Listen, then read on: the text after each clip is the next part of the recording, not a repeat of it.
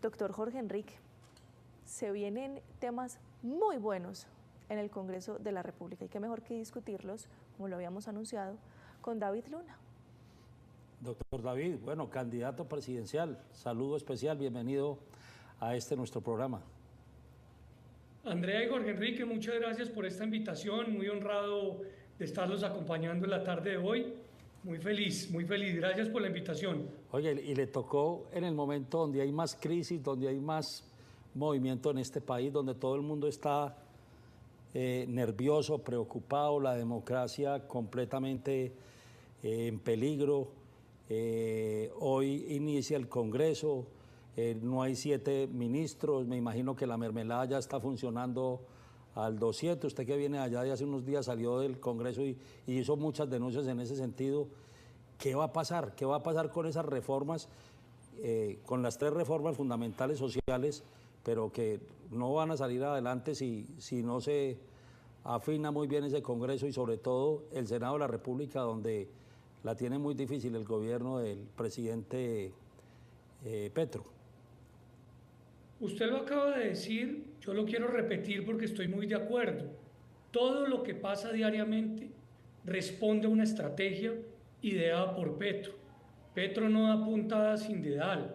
Ahí no hay nada que responda a una trasnochada o a una emparrandada. No.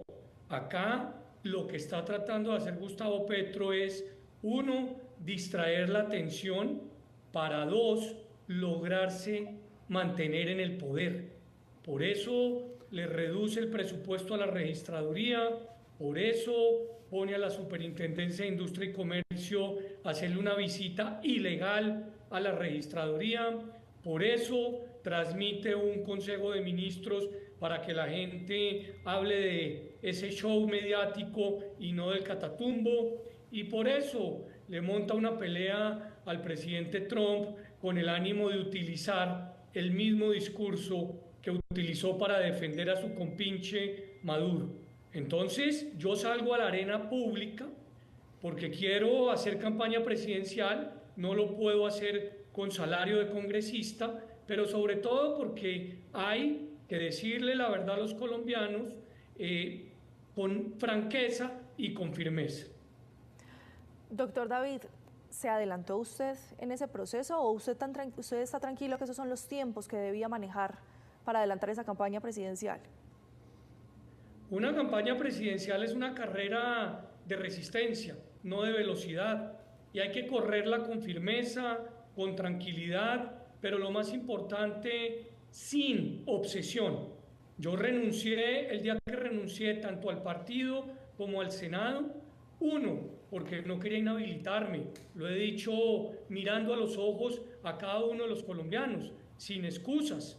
2, porque creo que es en la calle donde hay que recordarle a los colombianos la cantidad de promesas que hizo Petro, que no solamente no está cumpliendo, sino que están causando más grande daño por sus decisiones.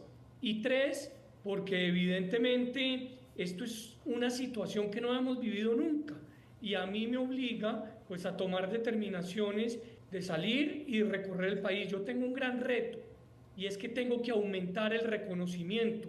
Hoy solamente el 50% de los colombianos sabe quién es David Luna. No saben que en el año 2017 David Luna fue ministro, o no saben que en el año 2006 David Luna fue representante a la Cámara, o no saben que en el año 2000 fue concejal, o no saben que en el año 97 comenzó su carrera como miembro de una Junta de Acción Comunal. Me toca salir y por eso estoy haciendo la tarea contento, con mucha responsabilidad y vuelvo, insisto, Andrea, sin obsesión. Oiga, David, yo estoy de acuerdo y me parece muy importante no utilizar el Congreso para hacer una campaña política como la hizo Petro, que entre otras cosas anoche ella escribió en un Twitter muy largo, como los que suele escribir a las 3 de la mañana, donde dice que los funcionarios públicos no deben hacer campaña política y que por eso él armó lo de nosotros le llamamos la Casa Hogar, aquel show que montó. La Casa Estudio. La Casa Estudio. Y dice, pero sí, los parlamentarios, defendiéndose de él, que se mantuvo como parlamentario hasta el último día haciendo su campaña, y me parece y lo felicito porque creo que eso es muy importante. Pero yo tengo de verdad una gran preocupación, David. Veo 50 candidatos presidenciales. Digamos que aquí hay, yo lo categorizaría los que estamos en la oposición del gobierno y los que están en el gobierno. Y ahí incluye a los de centro y a los de derecha y a los de extrema derecha, como quieran calificarlos los unos con los otros. Pero yo no veo fácil que nos podamos unir muy rápido. Y no veo a nadie proponiendo, oiga, ¿por qué no los gremios presentamos un proyecto? Cada uno presentará lo que quiere hacer en el país, pero por lo menos una base de proyecto de país, donde todos estemos de acuerdo. Yo creo que lo primero que los puede unir a ustedes es un proyecto de país, no generado desde cada una de las campañas, sino generado desde las organizaciones sociales y desde los gremios, que creo que es muy importante. De resto va a ser muy difícil, porque el tema de egos es muy difícil poderlo controlar. Mire, Jorge Enrique, lo primero que quiero contestarle es que se dice que hay 50 candidatos, pero es bueno preguntar cuáles se han echado al agua, cuáles han tomado riesgos, cuáles han renunciado a sus actividades para salir a buscar los votos con sus ideas. Solamente la doctora Vicky Dávila y yo. Los demás están en lo que siempre están, que es viendo a ver si el ambiente es el adecuado o no. Yo tomé la determinación, yo obviamente arriesgué y hoy estoy acá feliz haciendo la tarea porque me gusta comenzar este ejercicio como comencé mi vida pública hace 27 años, en la calle, recorriendo, oyendo a los ciudadanos. En segundo lugar, estoy totalmente de acuerdo con usted y por eso subrayé cuando le contesté a Andrea esta candidatura sin obsesión. Primero los intereses del país, y si yo soy viable después de este año de recorrer el país, pues estaré listo. Pero si no soy viable, no tengo ningún problema en dar un paso al costado para acompañar a quien corresponda, que obviamente se parezca a mí, que tenga mis principios, porque es que 27 años de carrera sin una investigación, sin una sanción, sin un escándalo de corrupción, pues yo creo que es llamativo para la ciudadanía. Y tres, lo más importante que usted mencionó, yo sí creo que hay temas. Yo, por ejemplo, hablé de la necesidad de que Colombia se convierta en una muy importante despensa agrícola, viendo la altillanura como una gran variable. Lo dije hace ya casi 2 semanas en una entrevista en Portafolio. He dicho, cuando he estado en el Caribe colombiano, que Colombia podría convertirse en el mayor productor de buen empleo para los jóvenes, muy bien remunerado y digno, si vemos a la tecnología, para dar un triple salto que le permitiría generar mejor calidad de empleo y oportunidades que están siendo hoy muy bien remuneradas. Creo que Colombia tendría capacidades para convertirse en una gran iniciativa de reindustrialización. Y en eso seguramente nos vamos a poner de acuerdo con muchos. Y termino con esto. Al que más le importa o el que más quisiera que hoy solamente hubiese un candidato es Gustavo Petro. Pero ¿sabe quién más?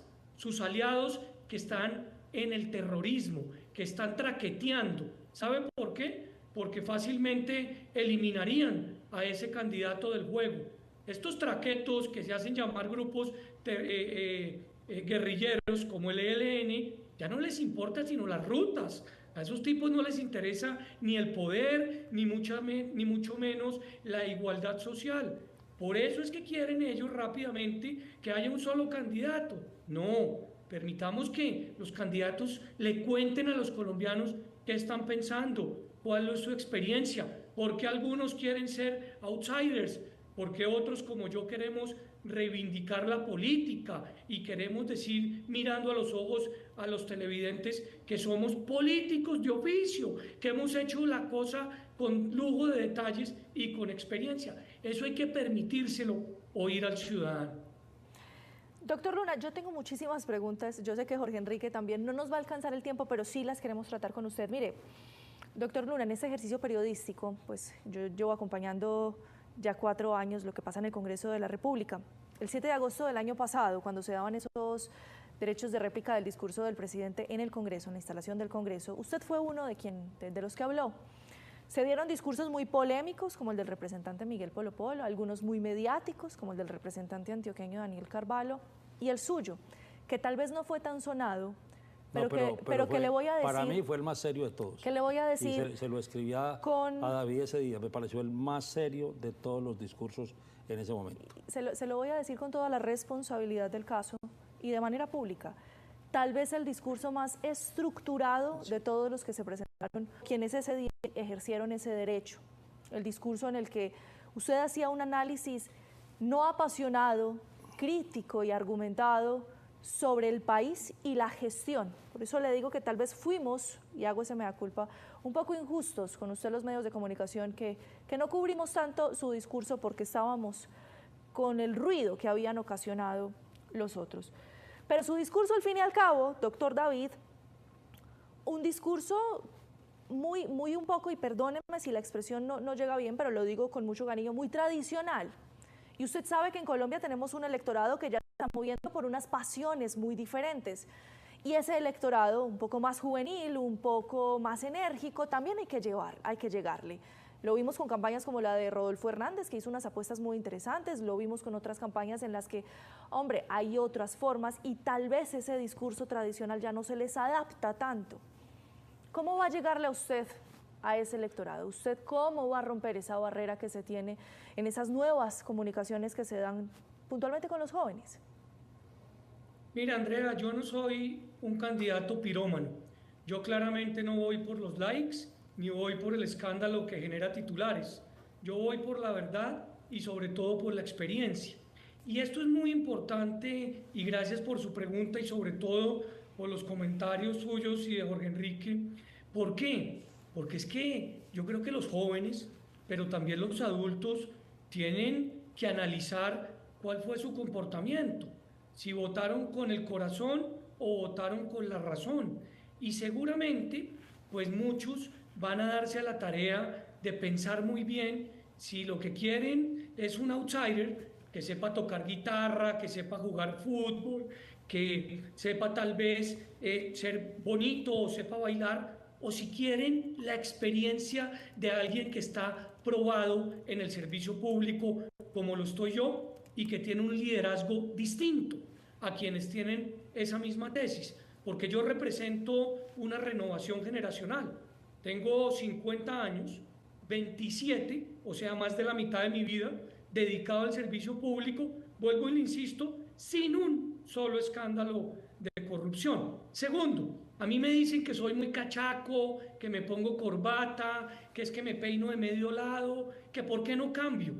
Porque yo no voy a cambiar para conseguir unos votos. Yo, claro que me pongo corbata porque creo que este es mi uniforme para ir a trabajar, para responderle al ciudadano, para demostrar que puedo hacer las cosas bien, que se me ponen los cacheticos rojos cuando llego a Barranquilla, donde es mi señora, o a Cartagena, donde era mi abuela. Claro que se me ponen los cacheticos rojos, pero de tanto trabajar, de arremangarme, de recorrer hasta el día de hoy un poco más de 600 municipios. Entonces, a mí me parece que nos tienen un poco estresados la comunicación política y el país necesita un líder con disciplina, un líder con método, un líder con experiencia, no el que está 24/7 viendo a ver qué trina, o no el que llega tarde a las citas o a los cambios de mandos militares, porque eso no es David Luna. Entonces, acá tenemos un método y ese método es el que vamos a trabajar. Si conecto, bien. Si no conecto, pues ya será una decisión de los ciudadanos. Pero como lo dije en el País de Cali hace apenas un día, yo prefiero perder una elección antes que comprometerme con algo que no soy capaz de cumplir. Por eso, perdí la elección a la alcaldía de Bogotá. Y es el momento de que los colombianos elijan si quieren un tipo responsable o si lo que quieren es simplemente alguien que va tras el like. Esos compromisos, Jorge Enrique, hay que mirarlos y hay que hablarlos cuando vengamos de esta pausa. Estamos de regreso a todos ustedes. Muchísimas gracias por continuar conectados con nosotros. Siempre lo decimos y por qué no ser abiertos en esto. Las discusiones que tenemos en medio de esos cortes de comerciales pues son tan o más interesantes de lo que ustedes alcanzan a ver al aire, pero que al fin y al cabo nos ayudan a nutrirnos para lo que estamos conversando. Antes de darle paso, doctor Jorge Enrique, que yo sé que usted tiene pregunta, hombre, la inevitable, doctor David, yo le hago la pregunta incómoda del momento, voy a asumir ese rol. ¿Usted cómo va a llegar a esa candidatura? ¿Usted con quién va? ¿Cómo están sus relaciones en este momento con Cambio Radical y con Germán Vargas Lleras? ¿Van juntos, no van, se hablan, no se hablan? ¿Cómo están las relaciones? ¿Qué pasó? Esas son las preguntas importantes, Andrea. De política hay que saber hablar en el país sin tanta preocupación. Y le contesto, yo al doctor Vargas lo considero un hombre de Estado, lo respeto, pero Germán Vargas es Germán Vargas y David Luna es David Luna. Somos dos personas totalmente diferentes, con dos formas de liderazgo totalmente distintas. Yo renuncié al partido para aspirar por firmas de manera independiente. No tengo ni idea si el doctor Vargas aspirará o no, él está en su derecho de hacerlo y si lo hace vamos a competir y vamos a competir seguramente con respeto pero con firmeza. ¿Y están dispuestos a hacer alianzas? Usted lo decía, hay que llegar a cierto punto a buscar entonces esas alianzas y esa representación no la encuentra usted positiva en el país. Yo no me retiré del Senado y no me retiré del partido para pensar en alianzas. Yo estoy, obviamente... Bueno, creo que se nos fue, en un momento muy crítico se nos fue la señal, pero vamos a estar pendientes que regrese con nosotros el doctor David Luna, senador de la República, ya ex senador de la República, candidato presidencial. No, y aclara muy bien su relación con el partido, ya no tiene ninguna relación, renuncia al partido, renunció a su curul y va a hacer el trabajo que están haciendo la gran cantidad. Él tiene razón, solamente 2 candidatos hoy son candidatos, que es Vicky Dávila y él. El resto todo el mundo está midiendo, a ver si va o no va. Y yo creo que después de la encuesta del viernes, yo creo que la mayoría de esos no van a ir. Porque mire, cuando ya uno marca punto 3, punto 2... Creo que ya lo tenemos ahí, doctor David. Se me fue usted en el momento más interesante de la respuesta. ¿Hasta dónde me oíste? No sé qué habrá pasado, pero yo me seguí viendo. Usted no se retiró del Senado para buscar alianzas. No, yo no me retiré del Senado ni del partido para buscar alianzas. Yo quiero correr la carrera, que sé que es una carrera difícil y la quiero correr para ver si los colombianos les gustan las ideas que yo propongo. Si no les gustan, pues obviamente sé que tendré que pensar en ver de qué manera construimos una propuesta que una. Pero antes de eso, no, ni más faltaba. ¿Esas ideas lo separan mucho de las ideas actuales de Cambio Radical? Pues es que yo tengo evidentemente una historia muy importante, lo que hace referencia, por ejemplo, a mi experiencia en materia de tecnología.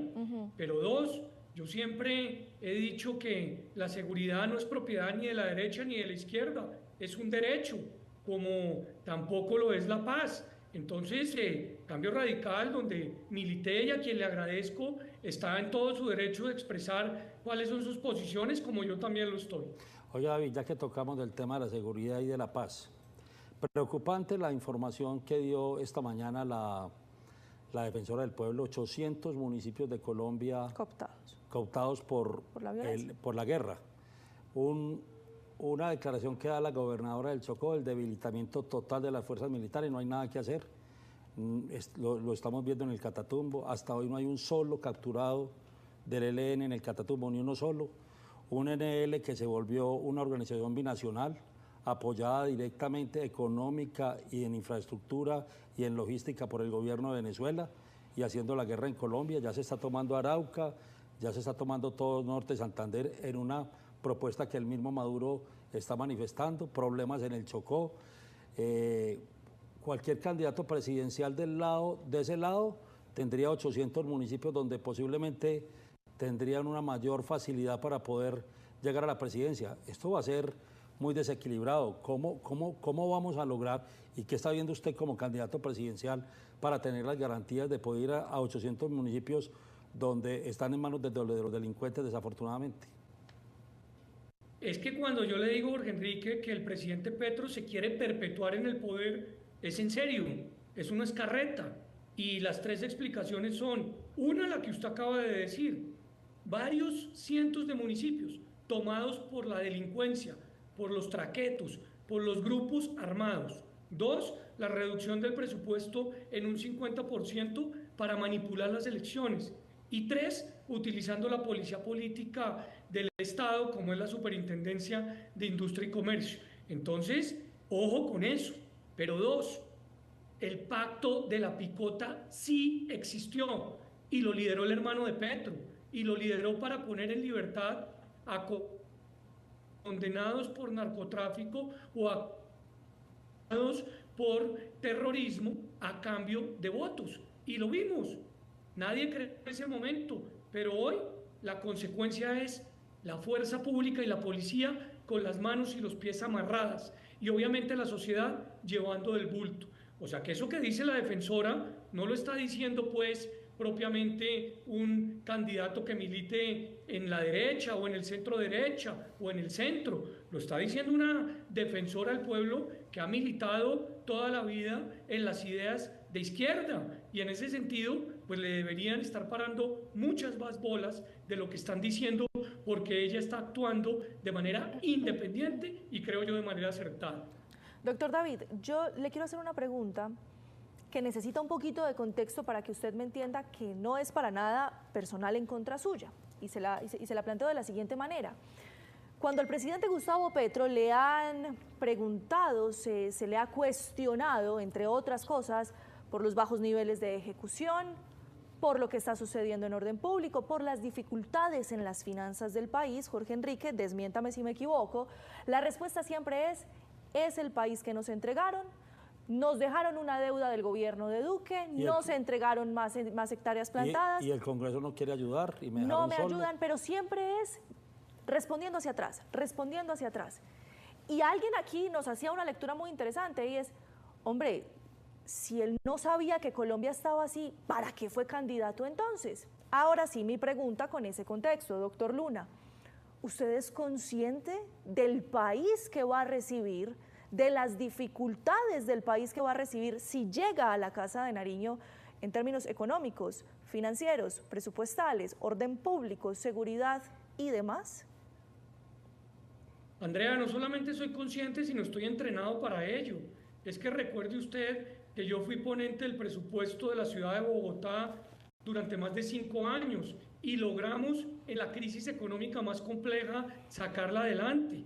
Recuerde usted que cuando yo me desempeñé como viceministro de Trabajo, Colombia estaba en la lista más compleja por el asesinato de líderes sindicales en la OIT y logramos que Colombia saliera de esa lista. Cuando yo me desempeñé como ministro de Tecnologías y de Comunicaciones, teníamos una baja cobertura en la red y logramos conectar, pero adicionalmente alfabetizar a cientos de miles de colombianos. Y lo propio pasó en el Senado. Yo no tengo ese complejo de espejo retrovisor. Yo le voy a recibir a Petro y voy a echar para adelante para lograr los problemas que él dejó, porque de lo contrario se queda uno en la bicicleta estática tratando de culpar al anterior para justificar sus desaciertos. No, el país hay que gobernarlo con conocimiento, con experiencia y lo más importante, sin tanta carreta y sin tanto ánimo belicoso. Entonces yo sí creo que es una pregunta muy importante porque el presidente Petro no puede seguir diciendo que es que no lo dejan gobernar, si él sabe perfectamente cómo se gobierna desde tiempo atrás. Le cuño, ¿usted dejó gobernar al presidente Petro? Yo hice oposición, no daño. Varias de sus iniciativas se las voté positivamente, otras, por supuesto, negativamente. Y ahora ustedes hablaban de la corrupción.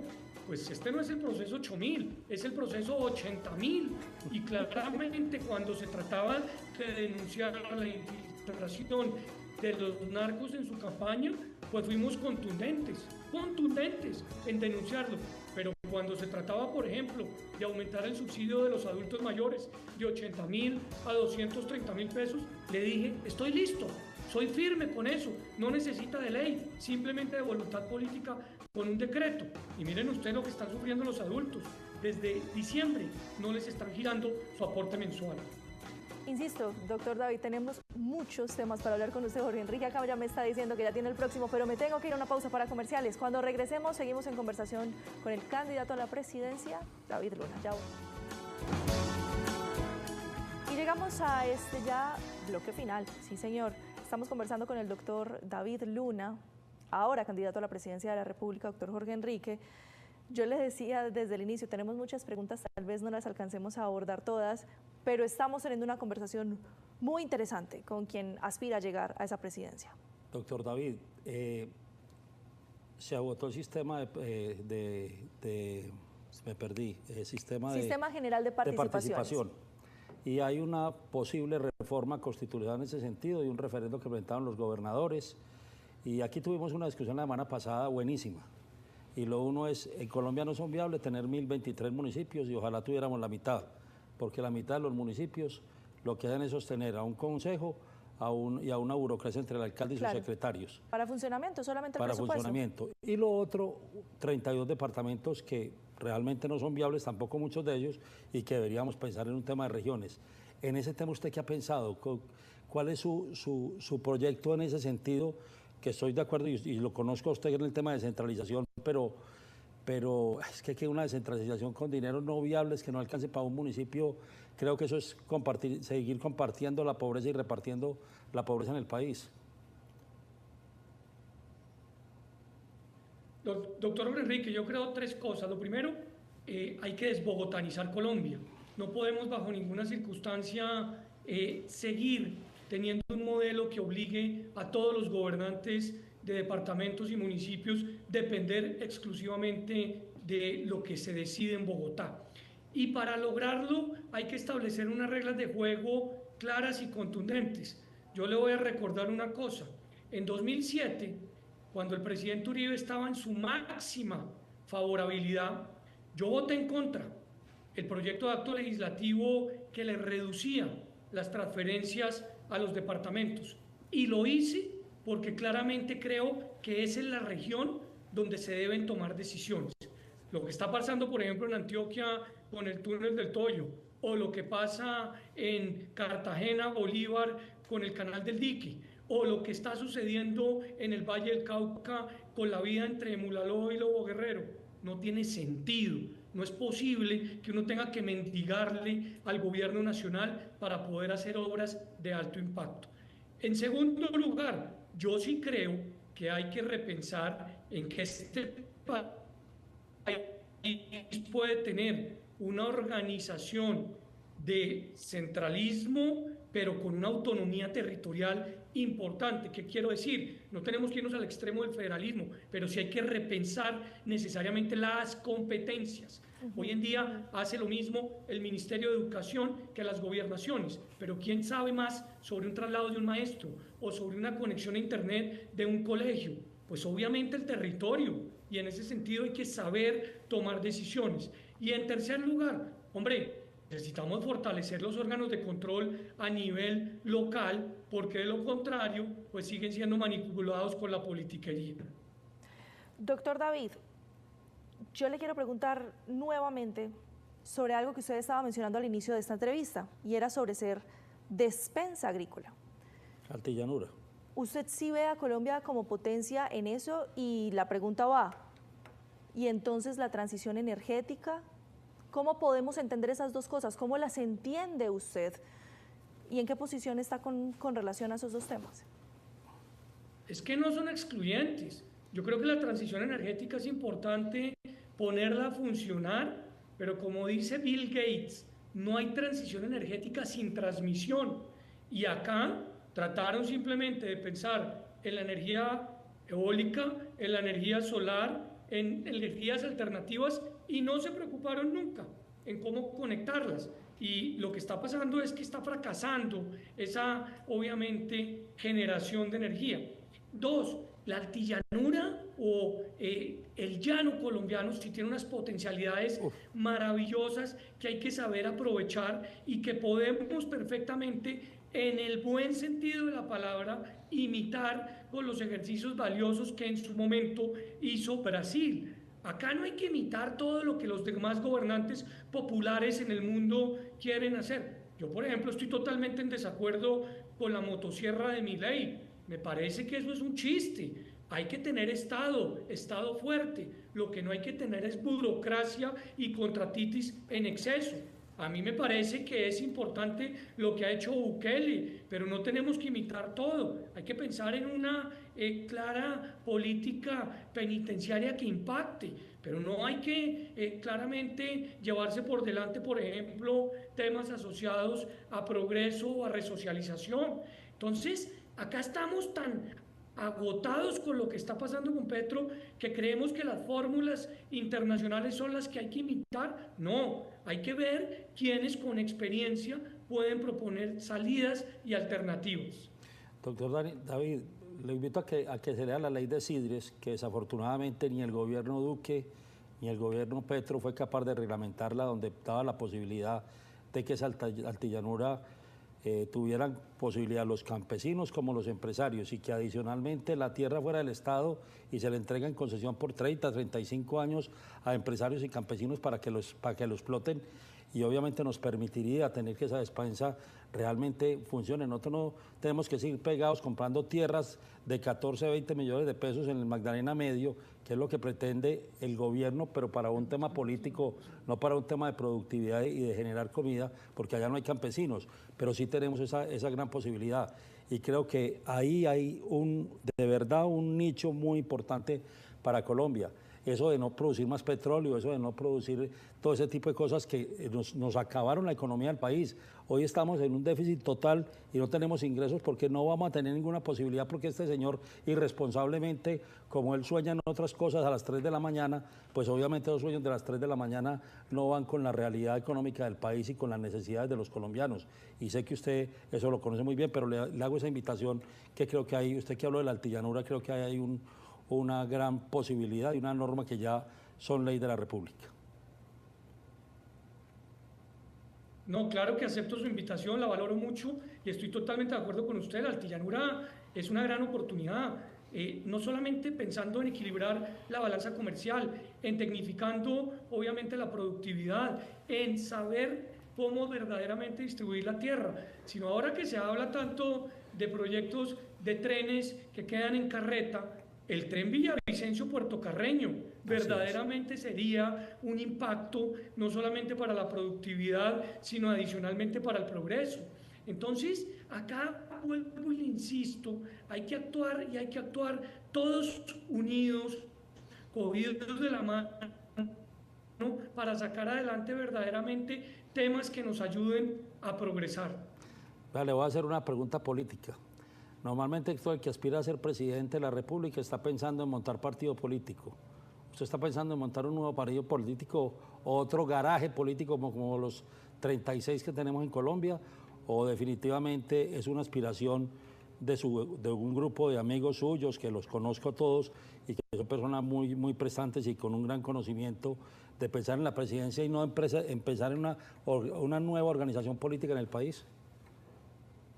Pues cada día trae su afán. Evidentemente, Jorge Enrique, yo lo que quiero hacer es hacer un ejercicio para participar en la elección presidencial, eso fundamentado en una recolección de firmas para crear un movimiento ciudadano donde quepan quienes están identificados con lo que estamos proponiendo, no necesariamente con un partido, y obviamente pues eso puede concluir en un movimiento político que nos permita pensar en renovación generacional y en nuevas ideas. A eso estoy tratando de apuntarle, y bueno, lo que queremos es ver de qué manera lo podemos ir construyendo con decencia y en el entendido que hay que recuperar este país moral, económica y físicamente.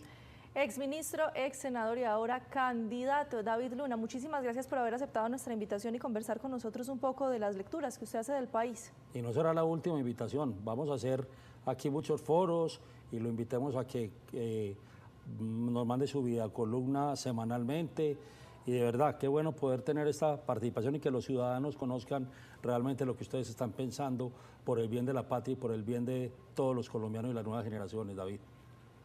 Jorge Enrique y Andrea, muchas gracias, muy honrado. Yo le pido a todos sus seguidores, televidentes, que se den a la tarea de entrar ahorita a investigar quién es David Luna, qué ha hecho, cómo lo ha hecho, por qué David Luna, después de 27 años de servidor o como servidor público, está proponiendo estas ideas y por qué cree que es posible que el país salga adelante pensando de manera distinta. Muchas gracias por esta invitación. A usted, gracias por haberla aceptado.